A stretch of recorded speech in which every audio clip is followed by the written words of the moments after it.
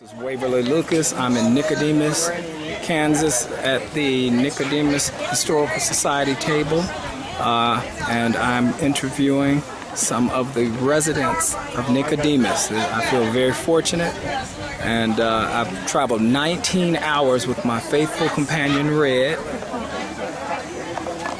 for this, and so without any further ado, I will now begin to introduce. I'm Linda Jones. Raised here in Kansas, born in Hayes, Kansas, and raised in Hill City, Nicodemus, Kansas. My mother and I was raised in Nicodemus, Kansas, but she was a nephew. And my father was raised in Bogue, Kansas, and he was a Jones. And so they were married and they had 7 children.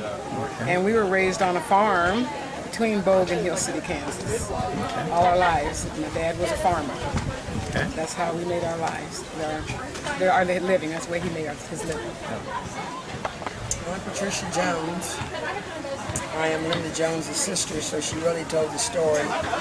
So that's really about what it's about. We went to school and everything, and then we got grown. We went to Denver, Colorado, and have been there almost 40 years. And we do come back every year for the reunion, Nicodemus reunion, which we have. It was very, how would you say it? It was very exciting to us when we were kids growing up. We couldn't wait for homecoming. It was a big thing for us because we didn't have nothing to look forward to. And that was the biggest thing for us here, was when all the kids would come from all over and come back, and we would have this big hall that we danced in all weekend. And it was just so much fun. And it's just something I had never liked to miss, you know. It's a big memory to me. You see so many people. When you come back that you don't get to see all the time, you always see different people that you used to.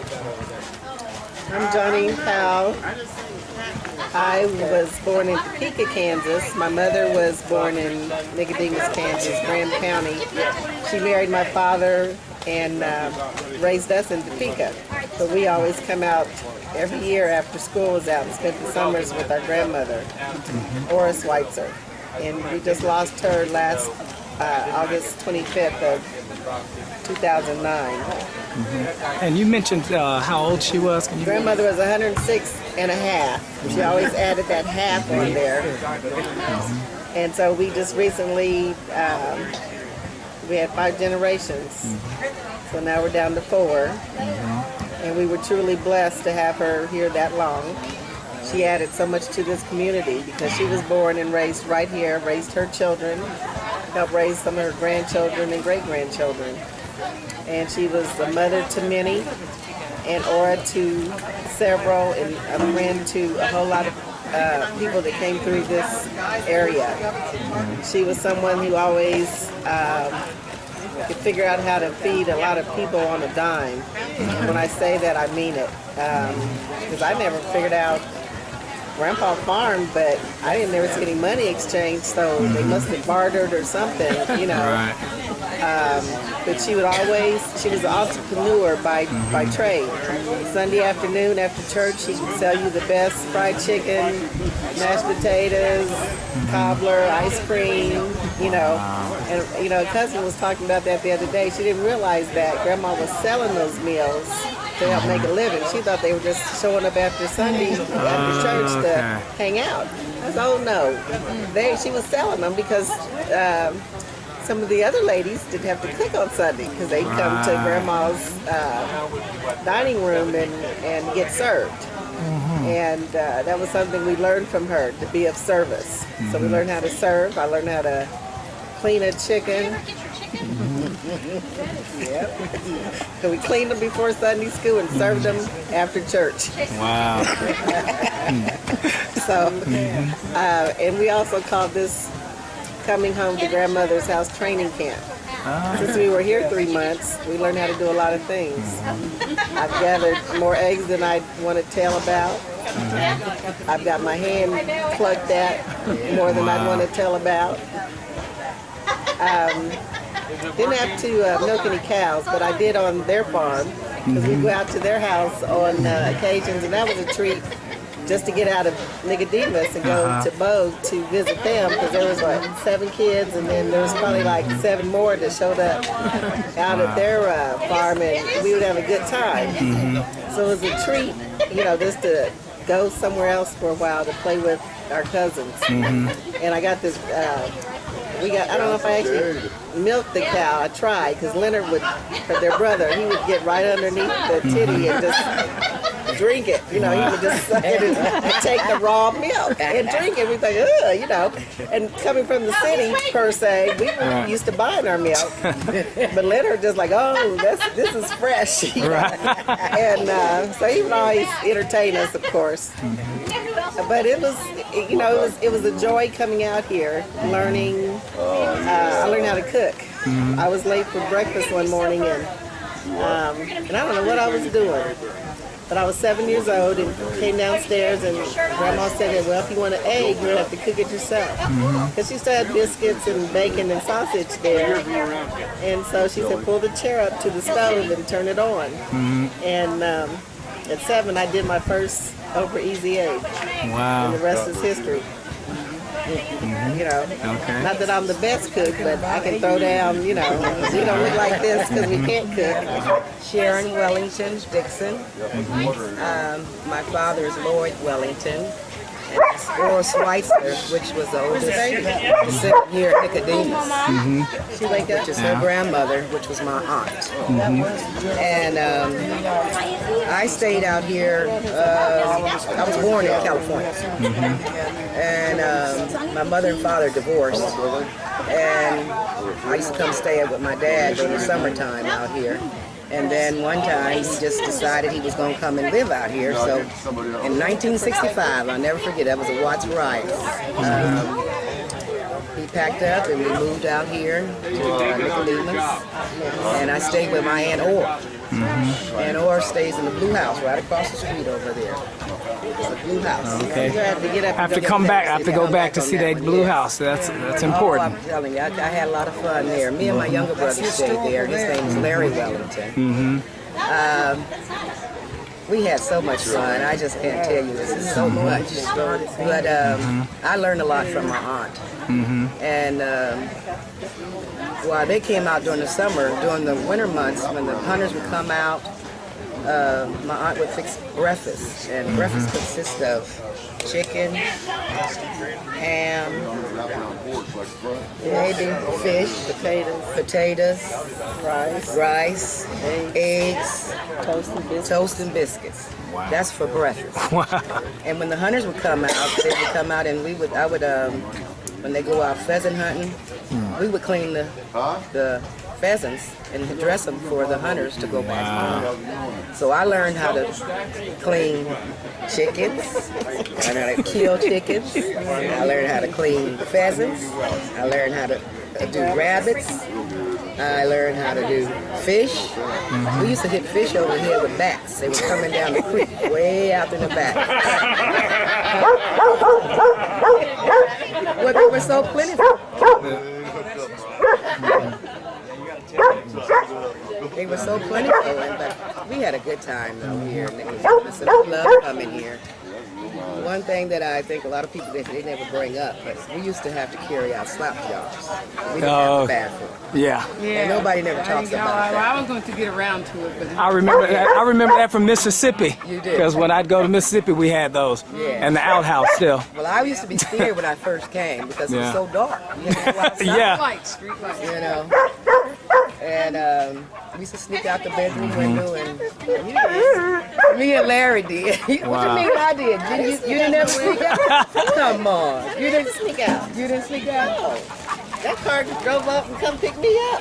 Oh, listen to her. Oh, my goodness. We had a lot of fun. All of us After we kids did our playing. chores. After we did our chores, we did. We had a lot of fun. But I love Nicodemus. I come back every year, and I'm from Bowley, Oklahoma now. Say it again. I stay in Bowley, Oklahoma. Okay. That's an all-black town. Bowley, Oklahoma. Okay, I have to look at that. That's an old all-black town. Wow. And my mother was born in Bowley. So I decided after 5 years, I've been there 5 years from California, I was going to retire and go to Bowley. But I started back working again. So I'll be working for, I don't know how much longer, but I love bowling. I love it because it's country. It's like this. It's only a population of about 890 people. Okay. And I live out in the country. How are you? I have cows. I have 8 cows, 1 bull. I have chickens. I have 14 chickens, 1 rooster. I have 10 rabbits, 1 buck. Let's see what else. I have two cats, 1 dog, and that's it. But I come back to Nicodemus every year. I have missed maybe 2 or 3, but for the main, since I got grown, I've come back every year. And I love to come back to visit my family and friends. Great. Okay. Did you have anything from your ancestors, any of your ancestors even further down the line that you remember, or anything maybe your mother, your grandmother has told you that stuck with you? Yes.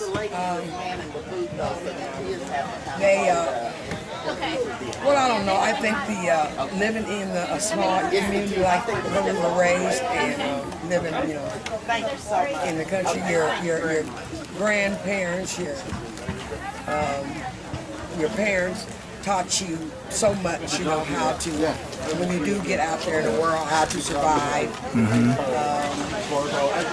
My mother always told me, as a lady growing up, always keep you something for a rainy day, and that always stuck with me all the time that I was growing up.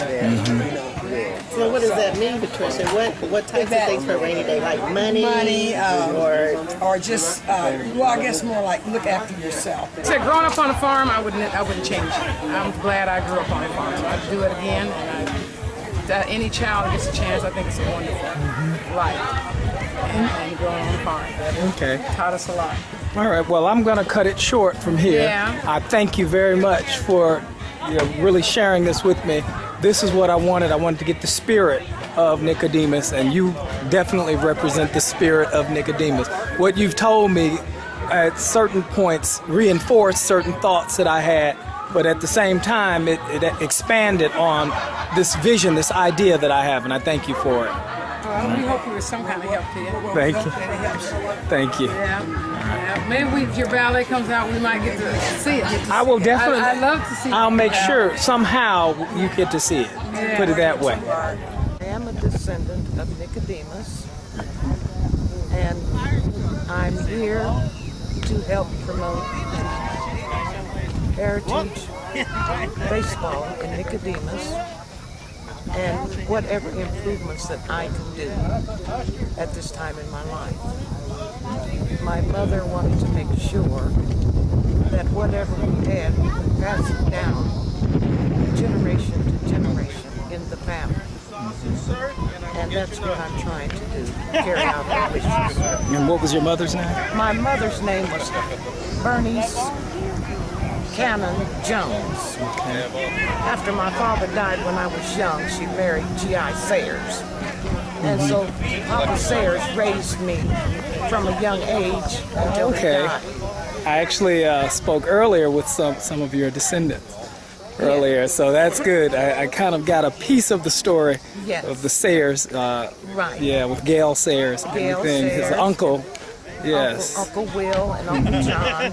Okay. And I had the privilege of always being able to go to the law office every day. Right. My sister Betty Scroggins and I, we all had the privilege of having access to Uncle John Sayers, who owned the Abstract Title Company in Hill City, and Uncle Will Sayers, who was the second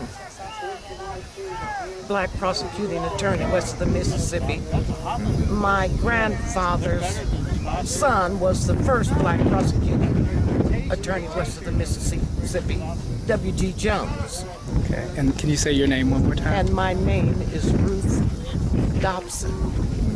I'm formerly Ruth Jones. Thank you so much. You have no idea what this means to me. Oh.